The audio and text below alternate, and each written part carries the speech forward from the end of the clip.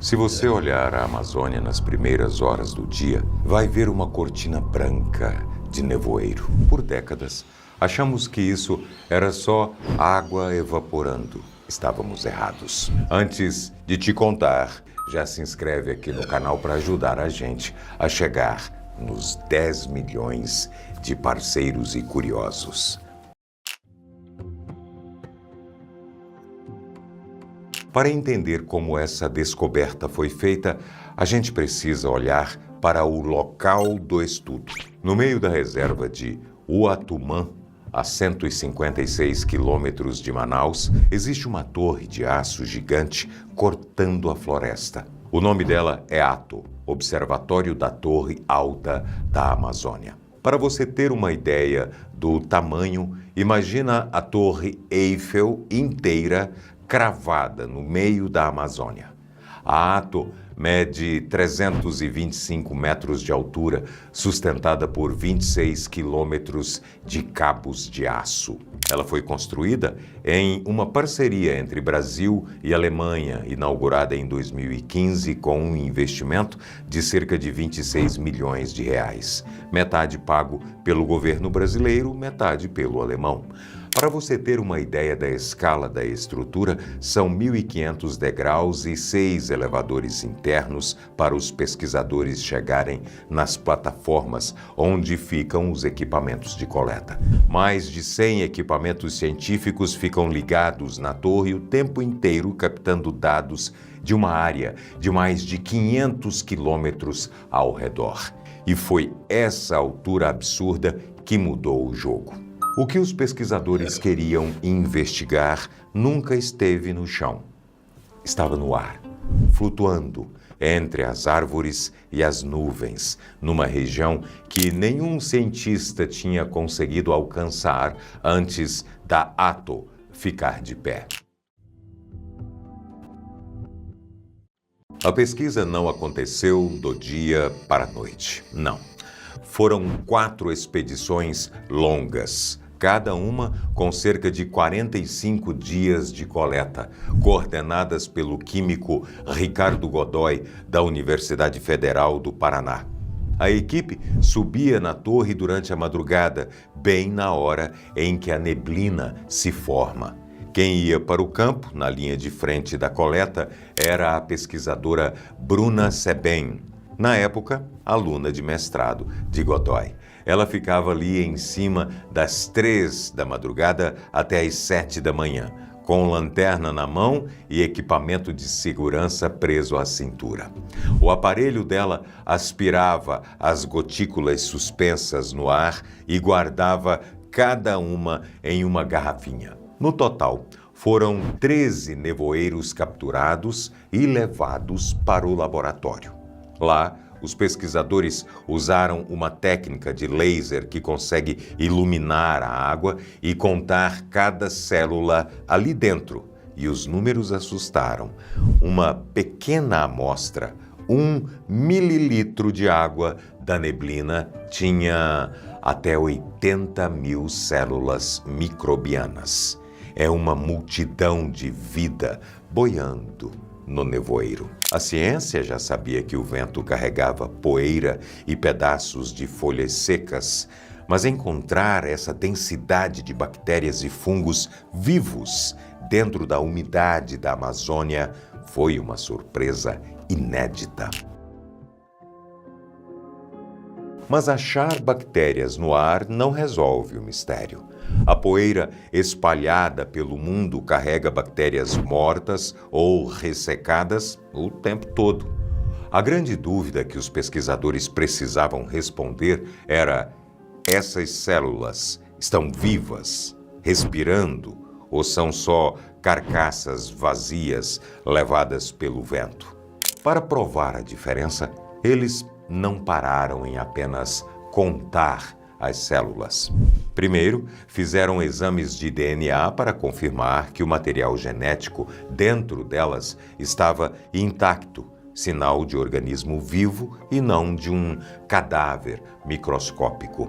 Depois mandaram as amostras da neblina para o Instituto Adolfo Lutz, em São Paulo, onde foram colocadas em placas com nutrientes específicos para alimentar essas células. Em poucos dias, colônias inteiras de bactérias e fungos começaram a brotar no fundo dos recipientes. A prova estava ali. Aquela vida tinha viajado pelo céu da Amazônia. Isso mudou o jogo. Um organismo morto levado pelo vento não faz nada, mas uma bactéria viva que cai na Terra novamente e continua funcionando consegue transformar todo o ecossistema embaixo dela. A equipe identificou 15 espécies vivas no nevoeiro, 8 bactérias e 7 fungos. Mas o achado mais importante não foi o número, foi descobrir o tipo de trabalho que esses organismos fazem. 2 nomes ajudam a explicar bem essa função. Um deles é o fungo Aspergillus niger, capaz de soltar substâncias que dissolvem nutrientes presos no solo, fazendo com que as plantas consigam absorver tudo pelas raízes. E a Serratia marcescens, que é uma bactéria comum em ambientes vegetais, também é envolvida na decomposição de plantas. No chão da floresta, juntos, eles quebram madeira podre e folhas secas, transformando tudo em nutrientes para o solo. E essas não são as únicas habilidades dessa turma microscópica. Estudos anteriores do mesmo grupo já tinham identificado no ar da Amazônia bactérias capazes de capturar o gás nitrogênio solto na atmosfera e transformar em um nutriente que as plantas absorvem pelas raízes. Ou seja, os cientistas descobriram que o céu da Amazônia está carregando exatamente a equipe de faxina e nutrição da floresta. Mas como essa turma microscópica sai do chão úmido e vai parar lá nas nuvens? A resposta é pura física. De noite, a temperatura da Amazônia cai. A umidade do ar esfria, formando gotinhas de água perto do solo, criando um nevoeiro que cobre a floresta por baixo, abraçando os troncos e as folhas molhadas. Quando o sol nasce, o ar esquenta rápido e o ar quente sobe. A neblina inteira é puxada para cima, atravessa as árvores e ganha o céu. Foi o físico Heitor Evangelista, da Universidade do Estado do Rio de Janeiro, quem batizou esse efeito natural de elevador biológico. Os fungos e bactérias que estavam quietos nas folhas pegam carona nessas pequenas gotas de água e sobem juntos. Chegando lá no alto, o vento entra em cena e sopra essas pequenas vidas por dezenas de quilômetros, às vezes saindo de uma área da floresta e indo parar em outra muito distante em questão de poucas horas. Cada amanhecer na Amazônia é, na prática, um voo coletivo invisível por cima das árvores. No entanto, tem um problema sério nessa viagem. Para uma bactéria acostumada com a sombra úmida da mata, o céu é um ambiente letal.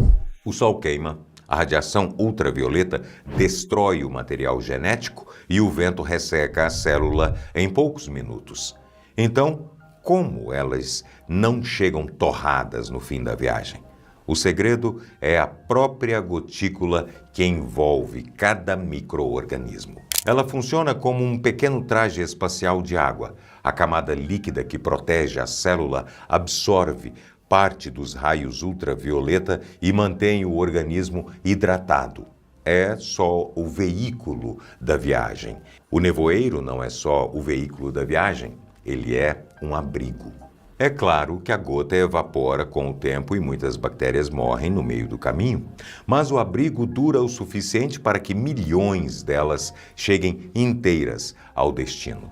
Quando esses micro-organismos finalmente caem de volta nas árvores ou no chão, o impacto é imediato. Para uma árvore crescer com força, ela precisa de minerais como ferro e fósforo, mas tem um problema. Esses minerais ficam presos na terra, em pequenos pedaços tão duros que as raízes não conseguem absorver.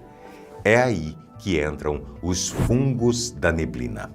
Eles liberam substâncias capazes de dissolver pedaços duros, transformando o que era pedra em algo que a planta consegue beber pelas raízes. Como a neblina transporta esses micro-organismos para áreas muito distantes de onde nasceram, ela atua como um sistema de fertilização.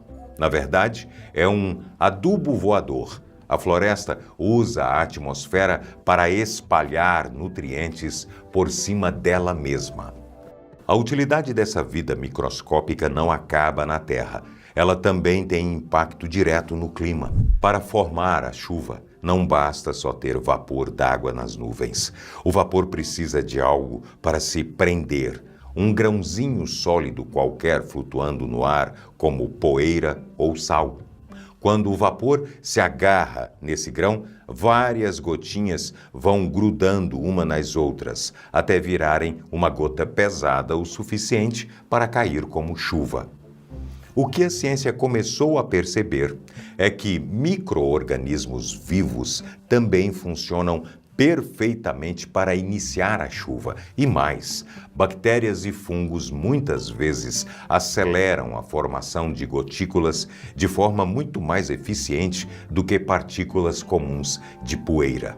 A Amazônia já tem a fama de produzir a própria chuva com a umidade que evapora das folhas. Mas a descoberta feita na Torre Ato acrescenta uma peça nova. A floresta não manda só o vapor para as nuvens, ela joga as sementes da chuva junto. Toda essa engenharia invisível depende de uma coisa só: a própria neblina existir. E ela não surge do nada. Para se formar, o nevoeiro exige umidade muito alta, madrugadas mais frescas e uma cobertura densa de árvores para segurar o ar. O grande risco ambiental agora é que o desmatamento e as mudanças climáticas estão quebrando esses três pilares ao mesmo tempo. Áreas desmatadas esquentam mais durante o dia e perdem umidade muito rápido. Estudos publicados na revista Nature Communications mostram que a troca da floresta por pasto ou plantação pode elevar a temperatura do solo em até 3 graus e reduzir as chuvas em cerca de 25%. Exatamente as condições que a neblina precisa para se formar. O alerta dos cientistas é preocupante. Sem a neblina, o elevador biológico desliga. A biodiversidade para de viajar pelo ar. Os nutrientes não se espalham com a mesma eficiência e, no longo prazo, a chuva da Amazônia pode reduzir drasticamente. O Rio Amazonas é um caldeirão de biodiversidade onde vivem criaturas que parecem de outra era, peixes que ultrapassam 2 metros, predadores com mandíbulas poderosas e espécies raras que poucos conhecem. Mas o que torna esse rio o lar de animais tão impressionantes? Pirandirá.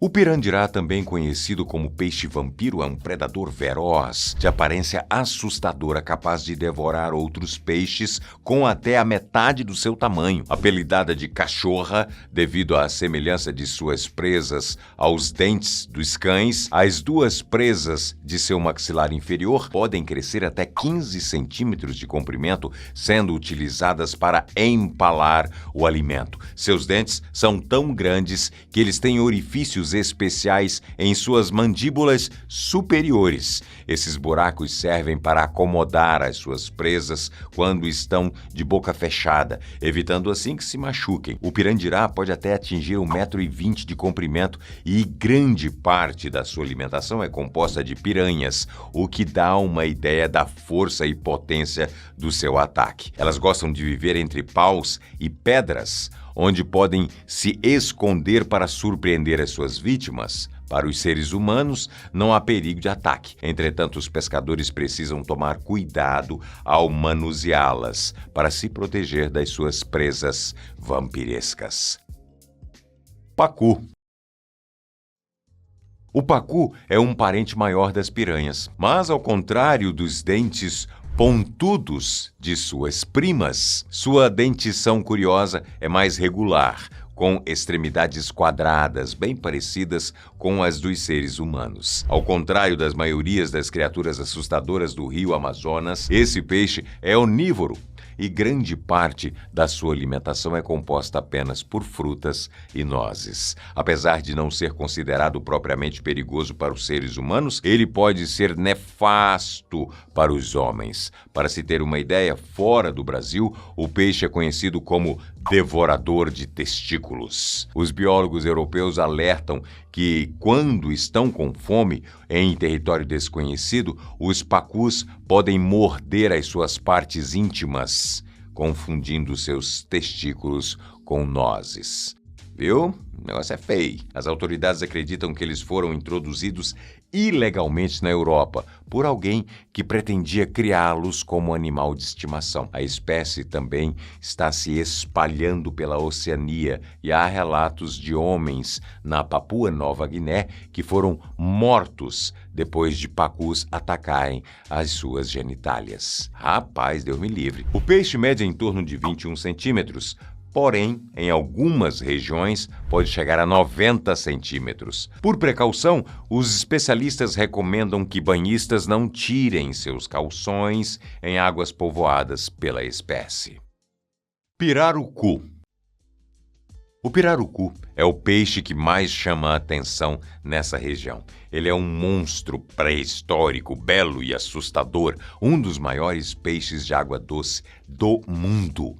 Ele vive no planeta Terra há cerca de 23 milhões de anos e, com o tempo, foi ficando com escamas tão fortes que resistem facilmente ao ataque de piranhas. O maior exemplar já encontrado desse peixe pesava cerca de 200 quilos e media 5 metros de comprimento. Apesar dessa espécie ser de peixes grandes, 100 quilos e 3 metros em média, alguns exemplares são assustadoramente gigantes.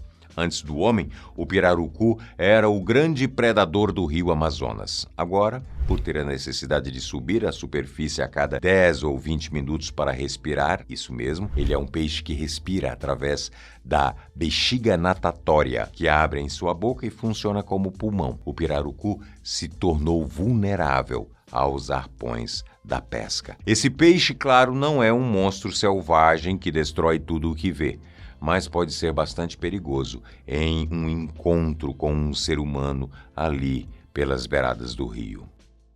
Tubarões cabeça chata. Seguindo na linha de peixes assustadores, acredite se quiser, no rio Amazonas também existem tubarões. Nesse caso, são tubarões cabeça chata, uma espécie que chega a medir de 2 a 3 metros e meio de comprimento e pesar até 300 quilos. Segundo o histórico de matadores que acompanham a sua categoria, os cabeças chatas possuem uma mandíbula poderosa com força de até 590 quilos e gostam, para desespero da geral, viver em áreas densamente povoadas. Eita! Claro que tubarões só protagonizam perseguições a humanos sem dó e nem piedade nos filmes. Mas apesar da dieta desse tubarão ser à base de peixes, pássaros e arraias, eles são responsáveis, sim, por um número considerável de ataques a humanos em águas fluviais. Poraquê. Como se não bastasse peixes gigantescos, no Amazonas você também pode ter um encontro com uma enorme chance de sair bem eletrificado. Tudo isso por obra e graça de um peixe conhecido como poraquê, ou comumente chamado de peixe elétrico. Essa fofura aí costuma medir 3 metros de comprimento e pesar até 30 quilos. E nesse corpinho, graças às células musculares especiais, ele consegue produzir descargas que variam de 300 a 1.500 volts, o que é energia pra caramba. Esses peixes agem como uma verdadeira pilha, polo positivo na traseira e polo negativo na dianteira. Assim, se a vítima do poraquê tiver o azar de encostar-se às duas extremidades, vai levar um chocão tão forte que é capaz de provocar parada cardiorrespiratória, levando-a possivelmente à morte, viu? O mais interessante deste peixe é o nome. Poraquê significa aquele que põe para dormir. E, acredite, é sono eterno, viu? Como bem confirmou o jacaré que caiu na bobeira de abocanhar essa criatura. Piranhas de barriga vermelha. Menor em tamanho, mas tão assustador quanto os animais já mencionados, estão as temíveis piranhas de barriga vermelha. Esses pequenos peixes são carnívoros de água doce, muito rápidos e possuem dentes extremamente afiados. Essa combinação é um tanto quanto perigosa, já que conseguem triturar suas presas com bastante rapidez. Além disso, são capazes de perceber uma gota de sangue em 200 litros de água, notando também as vibrações de animais feridos. Em resumo, são oportunistas, famintas e rápidas no gatilho. Especialistas nos amedrontam com suas especulações, dizendo que de 300 a 500 piranhas levariam 5 minutos para comer toda a carne de um adulto de 80 quilos. É realmente horripilante imaginar essa situação. Mas, felizmente, a realidade não é assim tão cinematográfica, não. Os ataques só acontecem quando elas se sentem ameaçadas ou quando estão famintas, e ainda assim os ataques fatais são raros. Geralmente tudo termina com uma beliscada nos pés ou nas mãos. Mesmo assim, evite o contato mais próximo na época da seca, quando o nível de água é baixo e a concentração de piranhas é maior, quando a comida diminui e quando elas colocarem os ovos enterrados no leito do rio. Isso pode salvar pedaços de você ou então você inteirinho. Sucuri. Se você não ficou agoniado até agora, a sucuri vai esmagar, literalmente, os seus nervos. Essa cobra é a maior espécie da Amazônia, podendo chegar até 8 metros de comprimento, sendo que, em média, ficam entre 3 e 4 metros. Elas são cobras mais aquáticas do que terrestres. Suas narinas e olhos voltados para cima permitem que ela fique totalmente submersa para especialmente surpreender sua presa. Também conhecida como anaconda, esse réptil pode continuar a crescer por toda a vida dependendo das condições de seu habitat, como a quantidade de comida disponível. Em zonas férteis da floresta amazônica poderão existir anacondas muito maiores que nunca foram registradas. Ela não é venenosa, mas pega animais que se aproximam dela e enrolam o seu corpo ao redor da presa.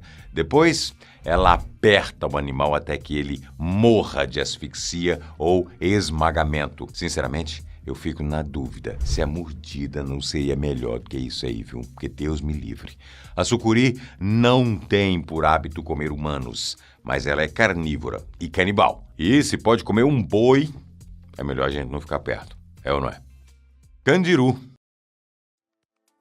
Do reino dos gigantes para o reino dos pequenos. O que eles têm em comum é o perigo. Conhecido como o terror dos gigantes, o candiru é um minúsculo peixe que entra na uretra ou reto durante o urinar ou defecar da pessoa na água. O candiru é conhecido por ser um pequeno parasita que mede de 5 a 12 centímetros. São curiosos peixes siluriformes, o que equivale a dizer que são pequenos bagres. São hematófagos, ou seja, se alimentam de sangue, mas também há candirus carnívoros que se alimentam de microcrustáceos e invertebrados aquáticos. Comumente chamados de peixe-vampiro, eles habitam frequentemente as brânquias dos grandes bagres. Conseguem chegar até esse ponto, pois se aproveitam de quando os grandes bagres ficam doentes para chegarem direto nas brânquias. onde o sangue circula para a respiração do peixe. Esses parasitas também sentem cheiro da urina com o sangue, o que é realmente sinistro. Ele pode subir até o canal urinário humano pelo jato da urina. Se alguém menos informado se predispor a urinar no rio, o carandiru sobe pelo xixi e se aloja na uretra da vítima. E só vai sair dali com cirurgia. Imagina só um peixe de 12 centímetros de comprimento e 1,5 de largura preso na sua uretra, provocando sangramento e te impedindo de urinar. O mais sinistro, pequeno e perigoso do rio Amazonas, com certeza. Bagre gigante. Os bagres gigantes da Amazônia são uma das maiores espécies de peixe de água doce do mundo, perdendo apenas para o pirarucu. Esses animais podem pesar mais de 300 quilos e atingir impressionantes 3 metros de comprimento. Também chamados de piraíbas, um termo de origem tupi que significa peixe ruim. O seu formato lembra o corpo de um tubarão, com bigodes e antenas sensoriais que atuam como localizador de alimento. Os bagres também são apelidados de peixe-gato, por viver no fundo dos rios e serem conhecidos pela sua força descomunal. Há diversos relatos que afirmam que esses peixes viram barcos e são responsáveis por diversos desaparecimentos na região. Em aquários ou tanques, eles permanecem isolados, pois são capazes de engolir peixes do seu mesmo tamanho. O que se sabe de fato é que esses carnívoros engolem suas vítimas por inteiro. A série River Monster, que no Brasil é conhecida como Monstros do Rio, exibiu fotos fornecidas pelo IML de Manaus, que seriam de um pescador que estava desaparecido e foi encontrado na boca de um bagre gigante. Ariranha. A ariranha, também conhecida como lontra gigante, é o maior carnívoro semiaquático da América do Sul, podendo atingir na fase adulta até 2 metros de comprimento. Embora a espécie seja considerada pacífica, esses animais são extremamente territorialistas, podendo brigar com outros grupos para defender a sua área de dominação.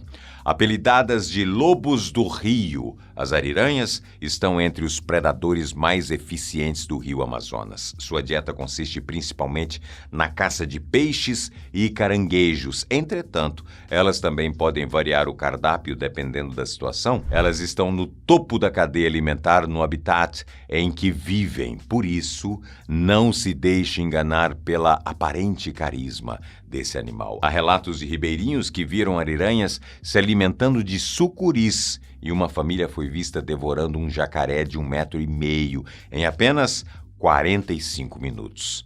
A ariranha não costuma atacar seres humanos, mas suas mordidas podem ser fatais caso ocorra uma exceção. Em 1977, um sargento foi atacado por um grupo e morreu poucos dias depois de infecção generalizada.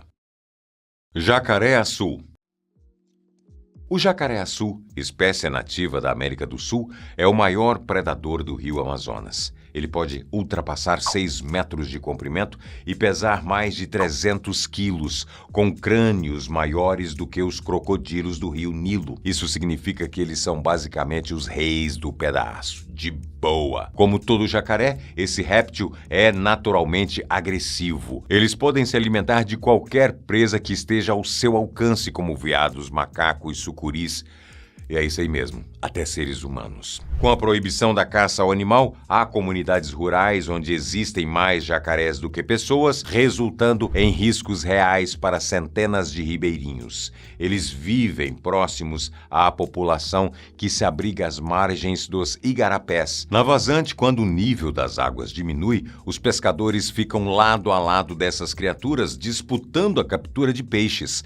Já na época da cheia, as principais vítimas são animais domésticos como galinhas e cachorros, além de crianças que costumam brincar nas margens dos rios. Sapo ponta de flecha. Os Dendrobatidae são uma superfamília que compreende mais de 180 espécies de anfíbios anuros. Popularmente conhecidos como sapos ponta de flecha ou dardos venenosos, eles carregam na pele um veneno potente chamado de batracotoxina, que costuma ser utilizado pelos índios nas pontas das flechas para provocar mortes rápidas de animais e de inimigos que invadem seu território. Os biólogos explicam que essa substância tóxica na ponta da flecha chega a durar até 1 ano antes de perder o seu efeito por completo. Apenas um simples toque em sua pele é capaz de levar a óbito um ser humano. Com apenas 2,5 centímetros, esses sapinhos geralmente possuem cores brilhantes, em tons de vermelho, azul ou amarelo. Essas cores são chamadas de aposemáticas, pois indicam perigo para os outros animais. A espécie Phyllobates terribilis é considerada como a mais venenosa do rio Amazonas. Estima-se que uma pequena dose do seu veneno possa matar até 1.500 pessoas. Por isso, esses sapos estão entre os animais mais venenosos do mundo. Vem ajudar a gente a chegar aos 10 milhões e vem fazer parte dessa galera de curiosos. E se você curte esse tipo de conteúdo e quer ajudar a gente a continuar produzindo, vira membro aqui no YouTube. Tem 3 níveis a partir de R$ 3,99 e a sua ajuda faz toda a diferença por aqui. Beleza?